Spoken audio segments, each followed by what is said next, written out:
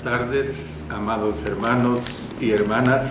Siempre está con ustedes el hermano Alexander Castellanos desde la Iglesia de Cristo en la República de El Salvador.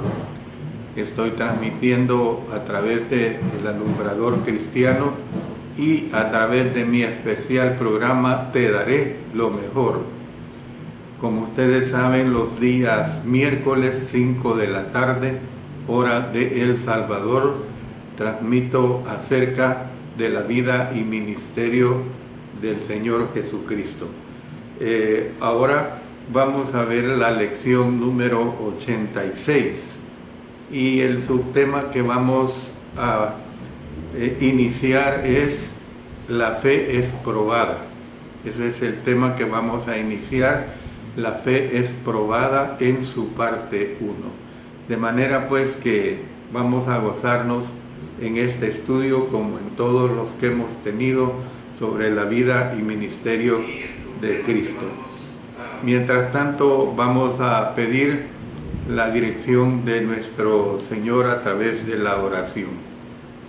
Padre Celestial, una vez más estamos agradeciéndote infinitamente por la oportunidad que nos das de presentar tu palabra. Gracias, Señor, por ello. Permite que el mensaje sea claro, que sea de mucha edificación para todos quienes lo escuchen y que también tú siempre recibas la honra y gloria. Gracias por todo, Señor, en el nombre de nuestro Señor Jesucristo. Amén. Amén. Bueno, comenzaré diciendo lo que creo que serán 3 lecciones de este tema sobre la fe es probada. Y lo que vamos a estar estudiando en este mensaje de la fe es probada, vamos a estar estudiando lo que corresponde de la tercera Pascua al arribo de Jesús a Betania. Luego aquí vamos a ver cuándo es que Jesús sale una vez más del territorio de Herodes. Vamos a ver por lo menos 5 partes. En Galilea, número 1, otro ataque de los enemigos de Jesús, seguido de otra salida. Número 2, en Betsaida, sanidad de un ciego. Número 3, cerca de Cesarea de Filipo, la buena profesión. Número 4, cerca de Cesarea de Filipo, Jesús anuncia su muerte. Y número 5, cerca de Cesarea de Filipo, sobre el monte Hermón. Y esto es una interrogante porque no hay seguridad. Y aquí vamos a ver aquel episodio famoso sobre la transfiguración. Bueno, comenzando con una pequeña introducción, usted recordará que en lecciones anteriores vimos que Jesús salió varias veces de Galilea. Yo le aconsejo, si usted lo desea, que repase lo que comenzó en esta serie de todas esas salidas que él hizo. Él salió hacia la ribera oriental del mar de Galilea y también hacia la región de Tiro y de Sidón en Fenicia. En esta lección veremos una vez más de la salida de Cristo, en la cual se aleja bastante hacia el norte, pues va a la región montañosa de Cesarea de Filipo. Cada salida ha tenido sus puntos culminantes. En una de ellas, por ejemplo, el Señor alimentó a 5,000 y después anduvo sobre el agua. No obstante, en ninguna de las anteriores hubo tantos eventos trascendentales como en esta. En el transcurso de una semana, todos estos eventos ocurrieron. Yo les menciono los eventos que sucedieron en esta semana. Número 1, se declaró la buena profesión. Número 2, se reveló el plan de Cristo de edificar su iglesia. Número 3, se hizo el primer anuncio claro e inequívoco de la muerte, la resurrección y la segunda venida de Jesús. Y número 4, se llevó a cabo la transfiguración. Como les repito, todo esto sucedió en el transcurso de tan siquiera una sola semana. La mayoría de los comentaristas coinciden que este fue un tiempo extraordinario para el Señor. Fue un periodo cimero y un lapso decisivo en su ministerio. Se le ha dado a esta lección el título La fe es probada, porque abarca un tiempo en que Jesús debió haber tenido emociones que fueron de un extremo al otro. Mire lo que dice Marcos 8:12. Dice: y gimiendo en su espíritu dijo, ¿por qué pide señal esta generación? Al ser alguien totalmente humano, Cristo era semejante a nosotros en todo. Mire lo que nos dice Hebreos 2:17. Por lo cual debía ser en todo semejante a sus hermanos, para venir a ser misericordioso y fiel sumo sacerdote en lo que a Dios se refiere, para expiar los pecados del pueblo. Él podía alegrarse. Lucas 10:21 nos dice: en aquella misma hora Jesús se regocijó en el Espíritu y dijo: yo te alabo, oh Padre, Señor del cielo y de la tierra, porque escondiste estas cosas de los sabios y entendidos y las has revelado a los niños. Sí, Padre, porque así te agradó. También otra de las emociones que él experimentó fue entristecerse. Lucas 19:41 dice: y cuando llegó cerca de la ciudad, al verla, lloró sobre ella. Usted conoce también que Juan 35 dice: Jesús lloró, que por cierto es el versículo más corto de la Biblia. Entonces vemos que durante los eventos que se abarcan en esta presentación, o que se abarcarán pues en esta presentación, Jesús pasó de los valles de la desilusión a las cumbres del entusiasmo y luego volvió a los valles. En el curso de este estudio aprenderemos más acerca de las emociones de nuestro Señor. Puede que también aprendamos más acerca de nosotros mismos. Bueno, veamos primeramente, una vez les he dado esta introducción al estudio, veamos el primer aspecto que quiero que tomemos en cuenta. Y el primer aspecto es en el valle de la frustración, que está considerado en Mateo 15 y en Marcos 8. Yo le hago esta interrogante: ¿se ha sentido usted alguna vez frustrado? Yo le respondo por mi propia persona: no una vez, muchas veces. En esta lección partimos del momento en que Jesús recién había vuelto a Galilea, a la región de Magdala y Dalmanuta. Mire lo que dice Mateo 15:39. Entonces, despedida la gente, entró en la barca y vino a la región de Magdala. Luego vamos a Marcos 8:10. Y luego, entrando en la barca con sus discípulos, vino a la región de Dalmanuta. Este lugar pudo haber estado cerca de la aldea de Magdala, que se encontraba a unos 6 o 7 kilómetros al norte de Tiberias. Bueno, ¿qué es lo que pasó acá? fue interrumpido por sus enemigos, los enemigos de siempre. Cuando Cristo llegó, sus antiguos adversarios, los fariseos, aparecieron y comenzaron a discutir con él, dice Marcos 8:11. Aunque parezca extraño, estaban acompañados por los saduceos. Mire lo que nos dice Mateo 16:1.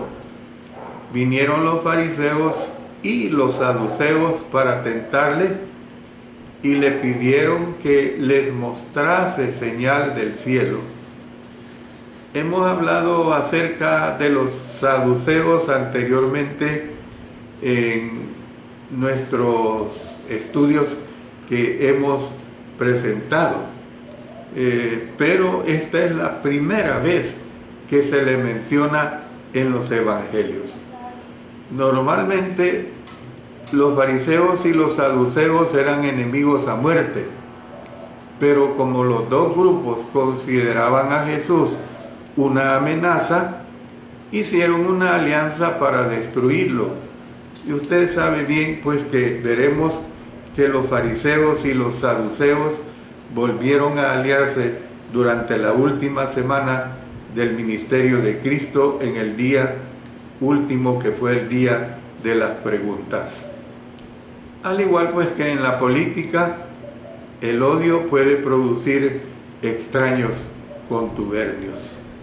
Usted sabe bien que la política produce esos extraños contubernios, y una causa común puede, de hecho, suscitar extrañas alianzas, y esta no fue la excepción cuando querían ir contra los propósitos de nuestro Señor. En esta ocasión, los fariseos repitieron un desafío que habían presentado anteriormente. Le pidieron a Cristo señal del cielo para tentarle. Miren lo que dice Marcos 8:11. Vinieron entonces los fariseos y comenzaron a discutir con él, pidiéndole señal del cielo para tentarle. Complementemos esto con Mateo 12:38 hasta el 42. Entonces respondieron algunos de los escribas y de los fariseos diciendo: Maestro, deseamos ver de ti señal. Él respondió y les dijo: La generación mala y adúltera demanda señal, pero señal no le será dada sino la señal del profeta Jonás. Porque como estuvo Jonás en el vientre del gran pez 3 días y 3 noches, así estará el Hijo del Hombre en el corazón de la tierra 3 días y 3 noches. Los hombres de Nínive se levantarán en el juicio con esta generación y la condenarán, porque ellos se arrepintieron a la predicación de Jonás, y he aquí más que Jonás en este lugar. La reina del sur se levantará en el juicio con esta generación y la condenará, porque ella vino de los fines de la tierra para oír la sabiduría de Salomón, y he aquí más que Salomón en este lugar.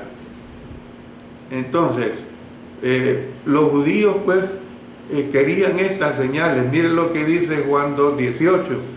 Y los judíos respondieron y le dijeron: ¿qué señal nos muestras, ya que haces esto? Entonces, ¿qué es lo que vemos? En vista de que el Señor había hecho cientos de milagros, incluyendo el de resucitar a los muertos, sería difícil decir qué era exactamente lo que deseaban. Tal vez tiene que ver algo la frase del cielo.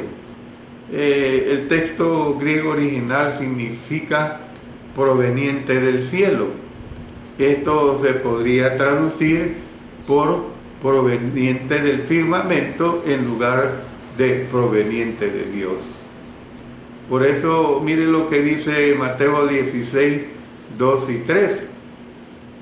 Mas él respondiendo les dijo: cuando anochece, decís buen tiempo, porque el cielo tiene arreboles, y por la mañana hoy habrá tempestad, porque tiene arreboles el cielo nublado. Hipócritas, que sabéis distinguir el aspecto del cielo, mas las señales de los tiempos no podéis. Usted nota que se usa la palabra griega que se traduce por cielo para dar a entender firmamento. Puede ser que los fariseos estuvieran desafiando a Jesús a detener el sol y la luna como lo había hecho Josué. Y mire, leamos este episodio para una referencia histórica nada más, porque fue una realidad. En Josué 10, 12 y 13 se nos dice: entonces Josué habló a Jehová el día en que Jehová entregó al amorreo delante de los hijos de Israel, y dijo en presencia de los israelitas: Sol, detente en Gabaón, y tú, luna, en el valle de Ajalón. Y el sol se detuvo y la luna se paró, hasta que la gente se hubo vengado de sus enemigos. ¿No está escrito esto en el libro de Jacer? Y el sol se paró en medio del cielo y no se apresuró a ponerse casi un día entero. Entonces, a hacer que cayera fuego del cielo también, como lo había hecho Elías.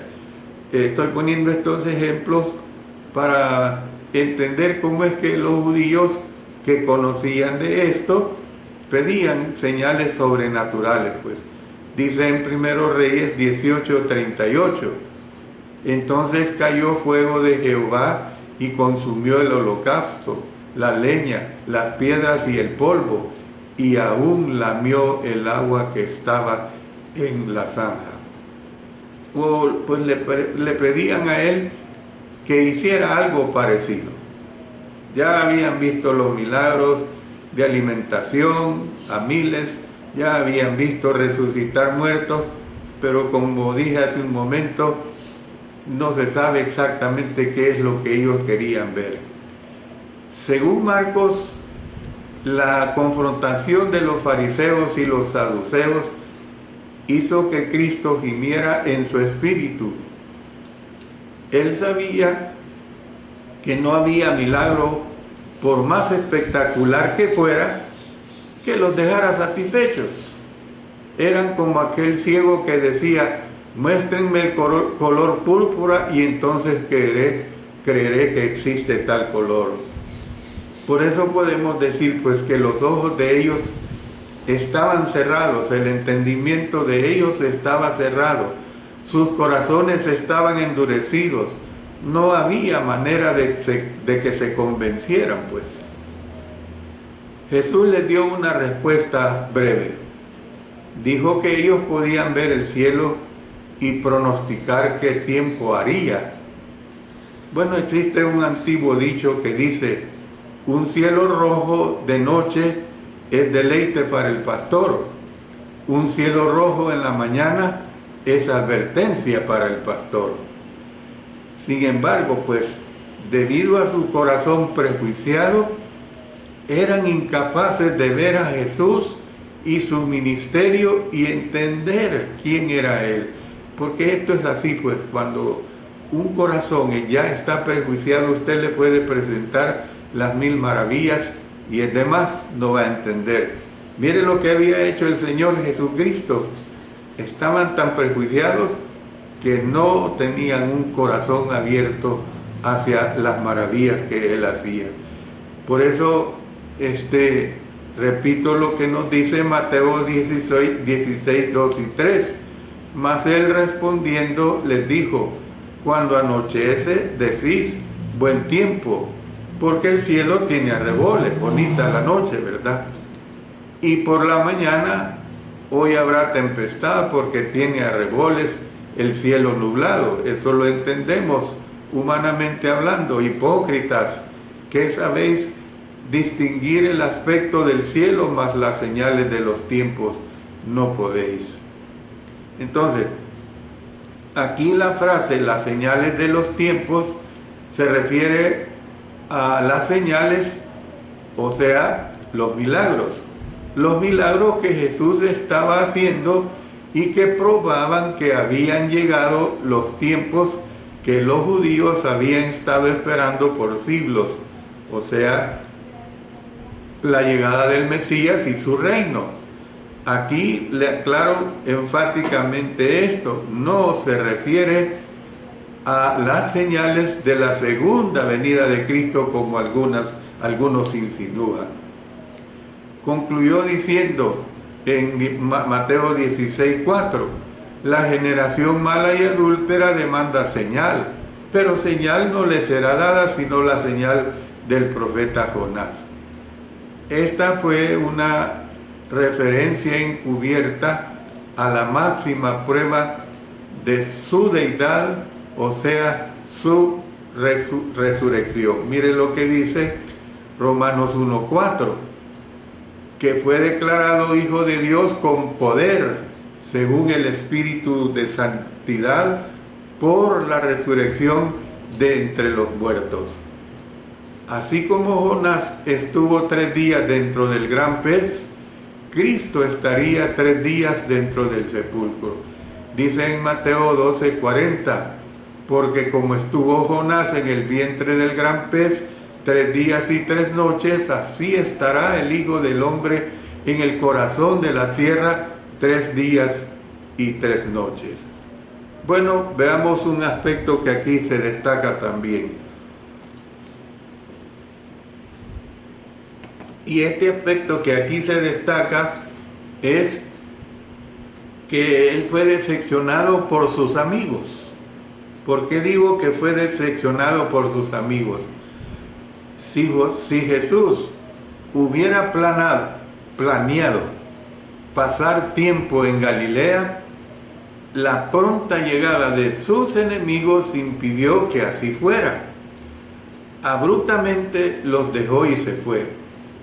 Entró en una barca con sus discípulos y una vez más se dirigió a la ribera oriental del mar de Galilea, porque mire lo que dice Marcos 8:13, y dejándolos volvió a entrar en la barca y se fue a la otra ribera, viajando esta vez a los alrededores de Betsaida. Durante el viaje, Cristo les hizo una advertencia a sus discípulos diciéndoles, Mateo 16:6, mirad, guardaos de la levadura de los fariseos y de los saduceos.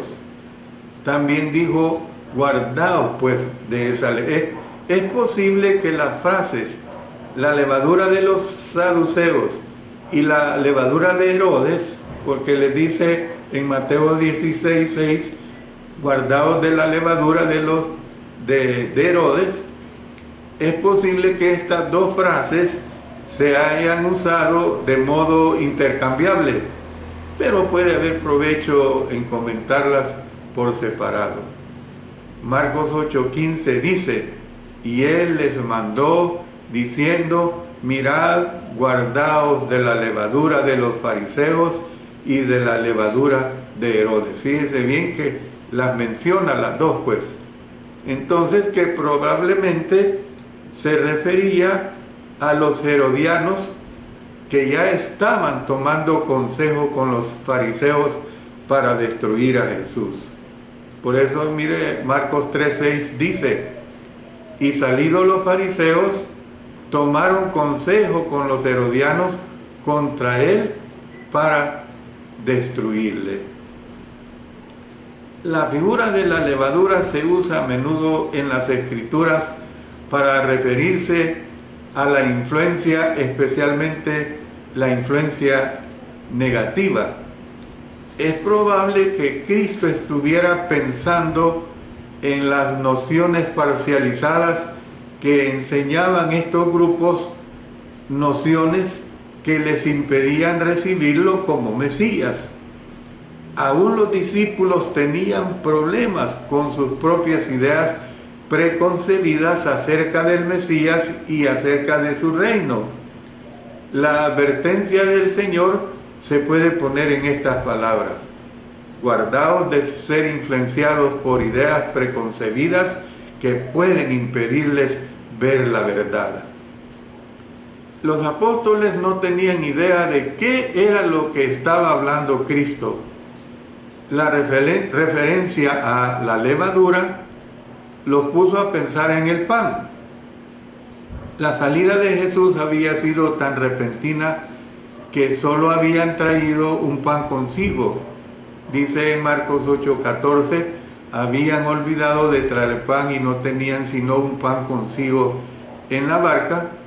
Interpretaron las palabras del maestro como una reprimenda por no haber hecho provisiones adecuadas para el viaje, porque miren lo que dice Mateo 16:7. Ellos pensaban dentro de sí diciendo, esto dice porque no trajimos pan.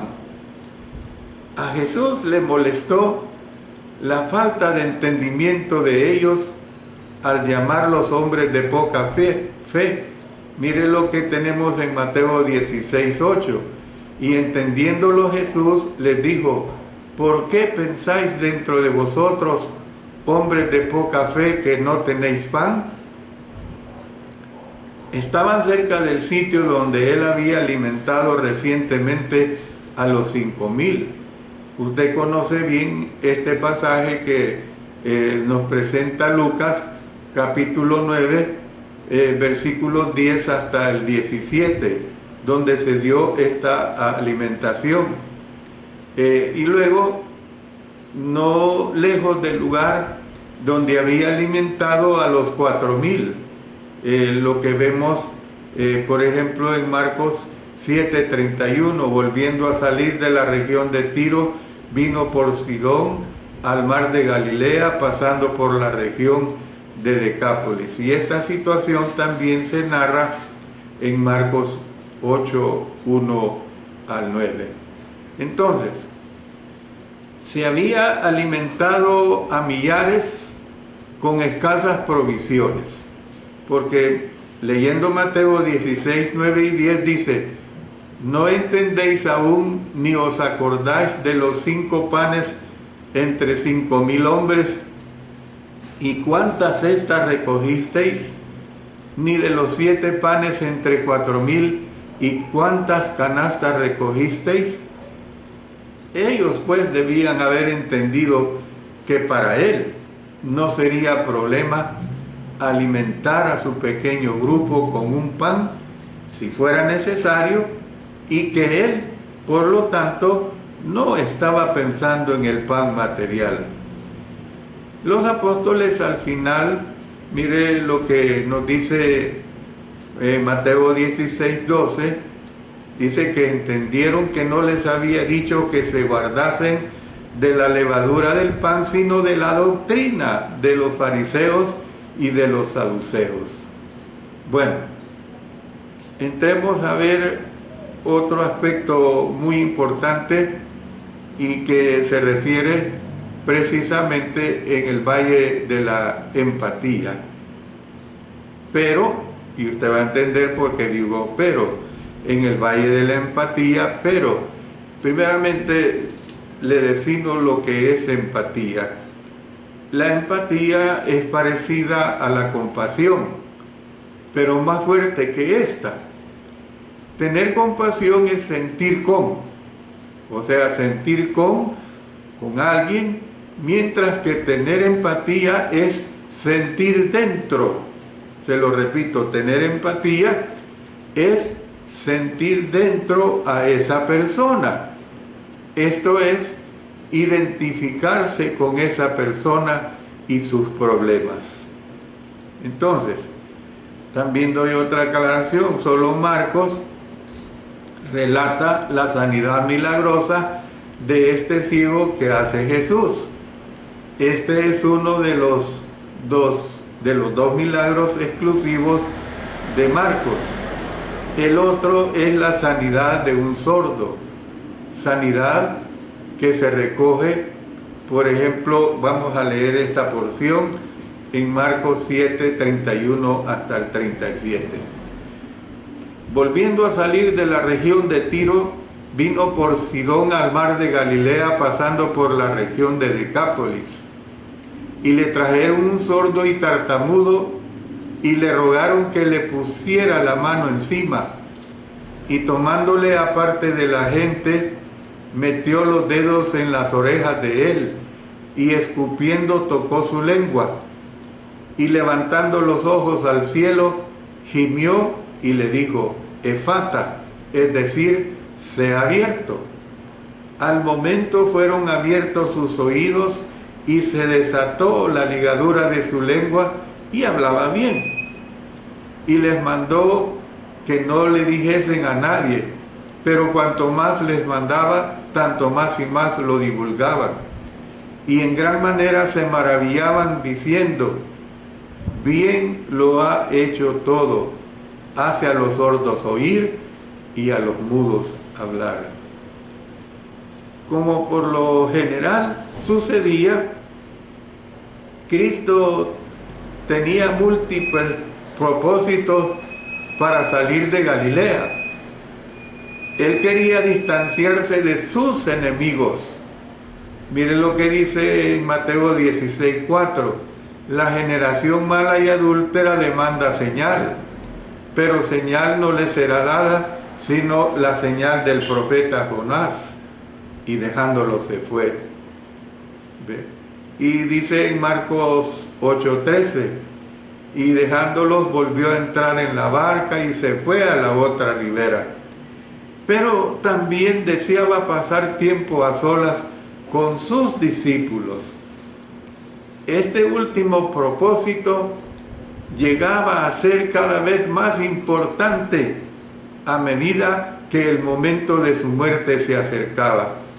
Porque en Marcos 8:31 se lee lo siguiente: y comenzó a enseñarles que le era necesario al Hijo del Hombre padecer mucho y ser desechado por los ancianos, por los principales sacerdotes y por los escribas, y ser muerto y resucitar después de 3 días.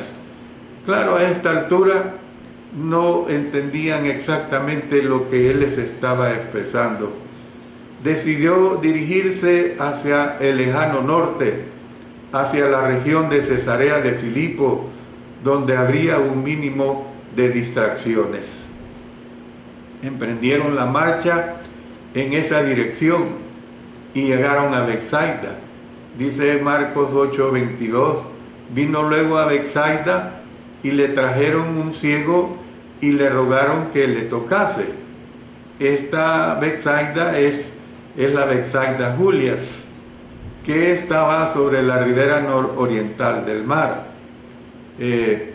Cuando ellos llegan al pueblo, pues los habitantes de este trajeron un ciego, ya lo hemos leído, le traen un ciego a Jesús, ya lo hemos leído en Marcos 8:22, para que le sanara. Cristo no rehusó concederles la petición. Como siempre, tuvo compasión, pero él estaba resuelto a evitar que se reuniera una multitud, porque una gran cantidad de seguidores les habría demorado el viaje. Entonces se llevó al ciego fuera de la aldea para sanarlo. Miren lo que dice Marcos 8:23. Entonces, tomando la mano del ciego, le sacó fuera de la aldea. Y después le dijo a este, en otras palabras, que se fuera directo a casa sin decirle a nadie. Marcos 8:26 dice, y lo envió a su casa, diciendo, no entres en la aldea ni lo digas a nadie en la aldea. Este caso de sanidad tuvo varias características que se salían de lo común. Solo era en ciertas ocasiones que Jesús tocaba a los que sanaba. Solo una vez, además de esta, usó saliva en relación con la sanidad, porque miren lo que dice Marcos 7:33 y 34. Y tomándole aparte de la gente, metió los dedos en las orejas de él y escupiendo tocó su lengua. Y levantando los ojos al cielo gimió y le dijo efata, es decir, sea abierto.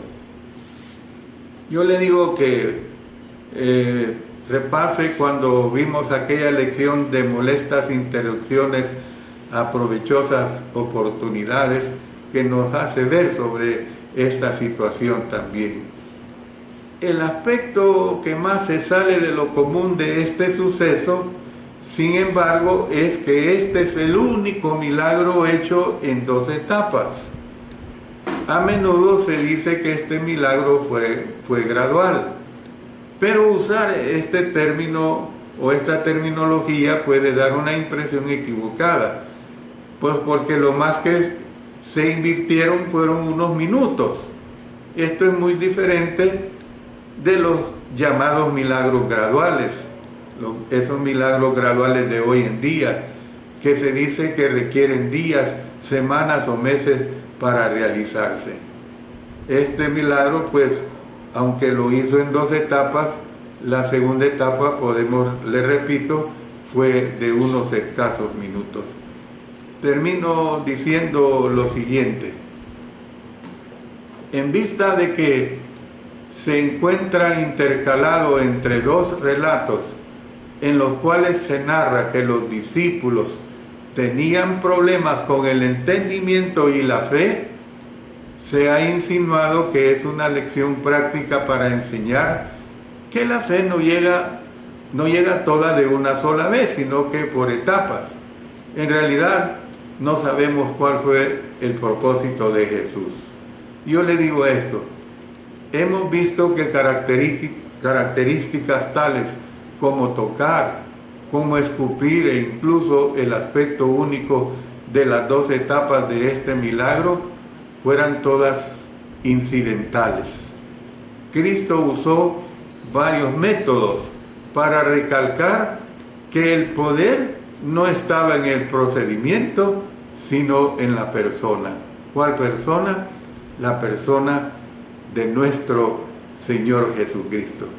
Yo voy a parar aquí, siempre animándoles e invitándoles a que sintonicen mi programa el miércoles 28 de febrero, 5 de la tarde, hora de El Salvador, para continuar sobre este excelente estudio que trata precisamente sobre que la fe es probada. Usted ha notado que, como lo hago siempre, voy de lo general, por decirlo así, a lo particular. ¿Qué le quiero decir? Que voy de la enseñanza que se dio en aquellos tiempos con todos estos episodios de la vida de Cristo, y que llego en un momento determinado a que se aplica a nuestra fe. En el caso de esta lección, se aplica a que la fe es probada. Gracias a cada uno de ustedes, hermanos y hermanas, por poner atención al estudio de la palabra de nuestro Señor. De manera que vamos a ser despedidos en oración, y de esta manera pues nos ponemos en las manos siempre de nuestro Dios.